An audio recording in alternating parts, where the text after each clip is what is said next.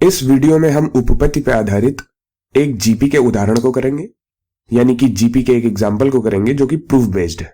सिद्ध करो गुणोत्तर श्रेणी यानी कि जीपी के प्रथम n पदों के योग का अनुपात। अनुपात किसके साथ? अनुपात इसके n+1वें पद से लेकर 2nवें पद तक के योग के साथ। ये 1/r⁴n है। मैं जानता हूं कि ये प्रश्न थोड़ा सा जटिल है क्योंकि इसमें पदों की बात हो रही है। यहाँ 1/r⁴n है, यहां पर कोई संख्याएं नहीं दिख रही हैं, तो ये प्रश्न आपको अवश्य ही जटिल लग रहा होगा। लेकिन मैं चाहूंगा कि आप प्रश्न के साथ बने रहें तथा इसे खुद से हल करने का प्रयास करें। आप एक बार प्रयास कर ले, उसके बाद हम इसे मिलकर हल करेंगे। ठीक है, तो जब भी आपको इस तरह से प्रश्न दिखे तो प्रश्न को हल करने से पहले आप इसकी भाषा को सरल करने का प्रयास करें।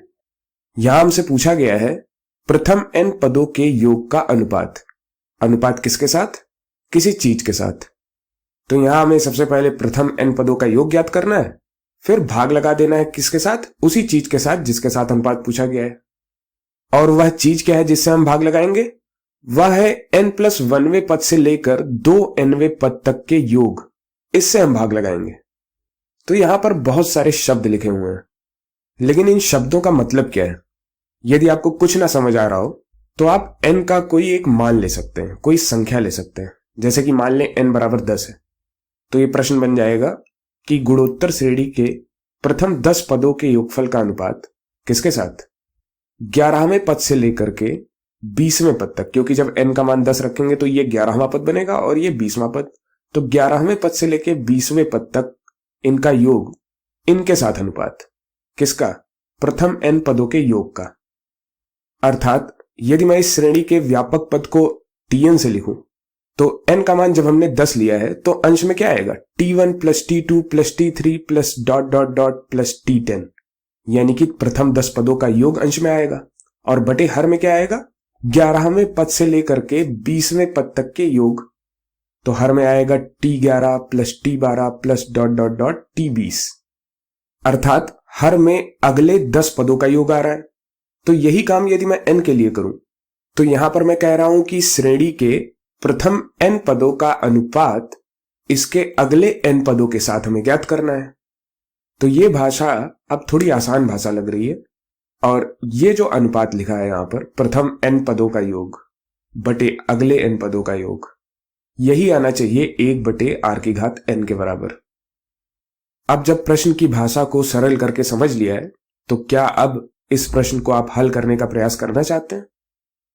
तो चलो इसे मिलकर हल करते हैं।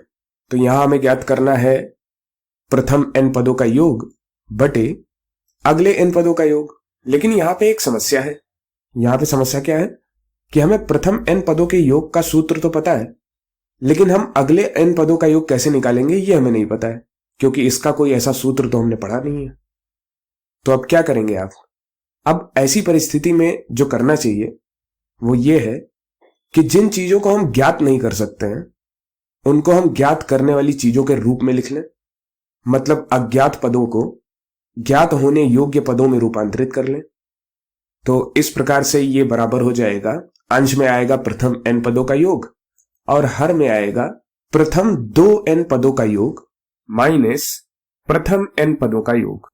तो यहां पर हम क्या कर रहे हैं? हम अगले n पदों के योग को लिखने के लिए हम क्या कर रहे हैं? हम पहले 2n पदों के योग को लिख लेते हैं, उसके बाद उसमें से प्रथम n पदों के योग को घटा देते हैं।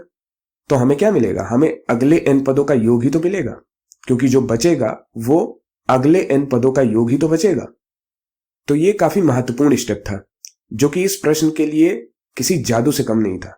तो अब हमें क्या करना है? तो अब हमें इन सब का सूत्र यहां पे रखना है और यह ध्यान रखना है कि कोई गलती ना होने पाए। तो यहां पर अंश में क्या होगा? अंश में प्रथम n पदों के योग का सूत्र होगा जो कि होगा a गुणे कोष्ठक में r⁴n-1 बटे r-1 बटे। अब हर में क्या आएगा? हर में देखिए क्या है? प्रथम 2n पदों का योग। अब चूंकि अंश में प्रथम n पदों के योग का सूत्र लिखा है तो यहां r⁴n है। तो जब हम प्रथम 2n पदों के योग का सूत्र लिखेंगे तो n की जगह 2n आ जाएगा। तो प्रथम 2n पदों का योग ये होगा a गुणे r⁴2n-1 बटे r-1, फिर माइनस अंश में जो लिखा है वही यहां आ जाएगा, प्रथम n पदों का योग। अब चलो इसे सरल करने का प्रयास करते हैं। क्या यहां पर कुछ कॉमन दिख रहा है आपको? तो हर में r-1 कॉमन दिख रहा है हमें, तो हर में r-1 आपस में कट जाएंगे और अंश में a जो है वो भी आपस में कट जाएगा, तो ये बराबर होगा। आइए इसको अच्छे से लिख के सरल कर लेते हैं। तो अंश में क्या आएगा, a बटे r-1 गुणे r⁻n-1 बटे, यहां पे a बटे r-1 कॉमन हो जाएगा, तो a बटे r-1 ब्रैकेट में आएगा r⁻2n-1 माइनस r⁻n और प्लस 1, तो -1 प्लस 1 कट जाएगा, तो यहां पे बचेगा r⁻2n माइनस r⁻n। तो इन दोनों को काटने के बाद हमें मिलेगा, अंश में होगा r⁻n-1 बटे, हर में आएगा, यहां से देखिए r⁻n भी कॉमन हो जाएगा, तो r⁻n ब्रैकेट में r⁻n-1। अब यहां से r⁻n-1 से r⁻n-1 भी कट जाएगा, तो हमें मिल जाएगा 1 बटे r⁻n, और यही हमें चाहिए था क्योंकि यही हमें सिद्ध करना था। तो यहां से आप देख पा रहे हैं कि हर एक स्टेप पे चीजें आसान होती जा रही हैं और ये सरल होकर के अंतिम रूप में हमें उत्तर दे रहा है 1 बटे r⁻n के रूप में। अब चूंकि मुझे प्रश्न को हल करके मजा आ रहा है, तो आइए एक प्रश्न को और करते हैं। तो यहां पे प्रश्न कुछ इस प्रकार से लिखा है, यदि किसी गुणोत्तर श्रेणी यानी कि जीपी का पहला और nवां पद क्रमशः a तथा b है, यानी कि a पहला पद है और b nवां पद है, और यदि n पदों का गुणनफल p है, तो सिद्ध करो p⁻2 बराबर ab⁻n। अब यहां पर n पदों का योग न ज्ञात करके यहां पर n पदों का गुणनफल दिया हुआ है p, यानी कि हमें n पदों का गुणनफल ज्ञात करना है। तो क्या आप खुद से प्रयास करेंगे? एक बार प्रयास करके देखिए। आइए इसे मिलकर हल करते हैं। तो आइए इस प्रश्न को तोड़कर लिखते हैं।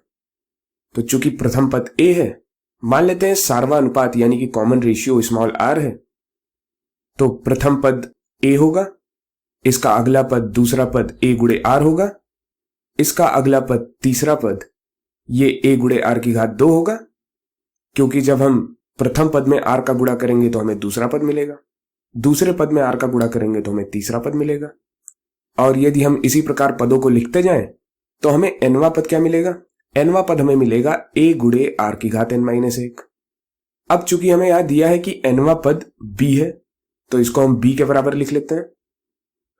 तो यहां तक तो हमने लिख लिया है, और ये b अभी हमारी कोई मदद नहीं करेगा, लेकिन प्रश्न को हल करते समय आगे जरूर मदद करेगा। तो अब हमें क्या करना है, अब जाहिर सी बात है हमें इन पदों का गुणा कर लेना है, तो वही करते हैं हम इनका गुणा कर लेते हैं। तो गुणा करने पर हमें क्या मिलेगा, गुणा करने पर हमें एक बहुत बड़ा पद मिलेगा, और इस बहुत बड़े पद में क्या होगा, a का गुणा अगर हम देखें तो a का गुणा n बार हुआ होगा, क्योंकि यहां a एक बार है, यहां पर a दूसरी बार है, यहां पर तीसरी बार है, ऐसे nवें पद में nवीं बार a है, तो हमें बहुत बड़ा पद मिलेगा जिसमें a n बार आया होगा। तो अब r का क्या हुआ होगा, तो ये r⁻1 गुणे r⁻2 इन सब का गुणा होकर के आया होगा, तो ये r के पद यहां पे लिखे जाएंगे और वो होंगे r गुणे r⁻2 गुणे r⁻3, कहां तक, r⁻n-1 तक। अब चूंकि जब आधार समान होता है तो गुणा में घातें जुड़ जाती हैं, तो यहां r की घात में आ जाएगा 1 + 2 + 3 + ... n-1 तक, क्योंकि घातों को हमने जोड़ लिया है। तो यहां पे आपने कुछ ध्यान दिया, ये प्रथम n-1 प्राकृतिक संख्याओं का योग है, और चूंकि ये संख्याएं समांतर श्रेणी में है, तो समांतर श्रेणी में n-1 पदों के योग का सूत्र लगा के ये हमें मिल जाएगा r⁻n गुणे n-1/2। अब ये r का पद यहां पे जो a का पद आया है उसके साथ इसका गुणा हो जाएगा, और चूंकि n बार a आया हुआ है यानी कि a का गुणा n बार हुआ है, तो a की घात n यहां पे होगा और a की घात n का गुणा इसके साथ होगा, तो हमें p मिल जाएगा, n पदों का गुणनफल p मिल जाएगा। तो p बराबर होगा a की घात n गुणे r की घात n-1/2। तो यहां पे हमें p मिल गया। अब हमें p चाहिए या p की घात 2 चाहिए? तो यहां प्रश्न में देखिए हमें p की घात 2 चाहिए। तो यहां पे यदि हम दोनों तरफ वर्क कर दें तो p की घात 2 ये बराबर होगा, अब a की घात 2n आएगा, जिसे हम लिख लेते हैं a की घात n गुणे a की घात n गुणे, अब r के पद को यदि हम देखें तो r के पद का ये पूरा घात 2 लगेगा और 2 से 2 कट जाएगा, तो ये क्या आएगा, r की घात n गुणे n माइनस 1। अब चूंकि हमने a की घात 2n न लिख करके a की घात n गुणे a की घात n लिखा था, इसका काम हमें प्रश्न को हल करते समय आएगा। कैसे, अभी देखते हैं। अब हम यदि इन दो पदों की घातों को देखें तो यहां a की घात n है और यहां पे r की घात n, फिर ब्रैकेट में n माइनस 1 है। तो यदि हम घातों के नियम से n को बाहर लिख लें तो हमें क्या मिलेगा, तो हमें मिलेगा ये a की घात n गुणे, यहां पे हम लिखेंगे a गुणे r की घात n माइनस 1 और पूरे की घात n। अब ये a गुणे r की घात n माइनस 1 क्या है, ये तो b के बराबर है। कहा था ना हमने कि ये बाद में इस्तेमाल होगा। तो b बराबर है a गुणे r की घात n माइनस 1, तो b का मान उठा के यहां रख देंगे। तो हमें क्या मिलेगा, हमें मिलेगा a की घात n गुणे b की घात n, और इसको हम लिख सकते हैं ab पूरे की घात n। तो p स्क्वायर क्या हो जाएगा, p स्क्वायर बराबर हो जाएगा ab पूरे की घात n, और यही हमें सिद्ध करना था यहां।